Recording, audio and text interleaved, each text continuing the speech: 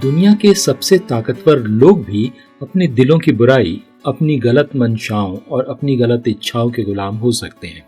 और यही बात छोटे लोगों, आप और मेरे जैसे आम लोगों पर भी लागू होती है। नमस्कार, मैं हूं क्रिस्टोफर सिंह और आज के ताजा कार्यक्रम में एक बार फिर आपका स्वागत है। अमेरिका के संघीय जांच ब्यूरो यानी FBI के पहले निदेशक के रूप में जे एडगर हूवर ने लगभग 5 दशकों तक अपार शक्ति का प्रयोग किया, लेकिन उनके चमकदार बाहरी आवरण के नीचे एक गहरी असुरक्षा और नियंत्रण प्रेरित व्यामोह छिपा था। सार्वजनिक छवि के प्रति जुनूनी उन्होंने राजनेताओं, कार्यकर्ताओं और यहां तक कि राष्ट्रपतियों की गुप्त फाइलें रखी, अपने प्रभाव को बनाए रखने के लिए भय और धमकी का इस्तेमाल किया। निजी तौर पर उनके अपने छिपे हुए शैतान थे जो दूसरों को उन नैतिक कमियों के लिए सताते थे जिनका उन्होंने खुद सामना करने से इनकार कर दिया था। वे सुधार और ईमानदारी की विरासत छोड़ सकते थे, इसके बजाय उनकी मृत्यु गोपनीयता और भय के आवरण में हुई, अपनी प्रतिष्ठा के साथ हुई।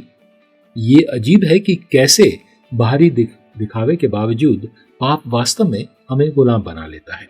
हम खुद को गुलाम नहीं समझते, लेकिन इसमें ये सच्चाई नहीं बदलती कि हम गुलाम हैं।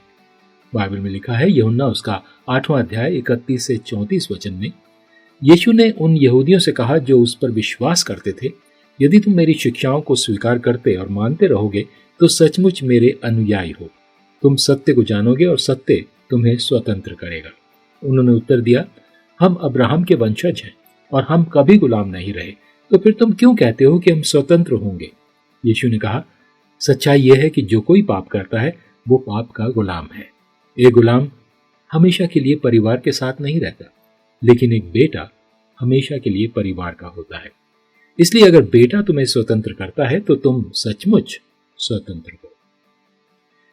आइए इस वास्तविकता को समझें। पाप हमें गुलाम बनाता है, ऐसा ही होता है, लेकिन यीशु हमें स्वतंत्र करने आए, तुम्हें स्वतंत्र करने आए। यीशु, ये परमेश्वर का ताजा वचन है आज आपके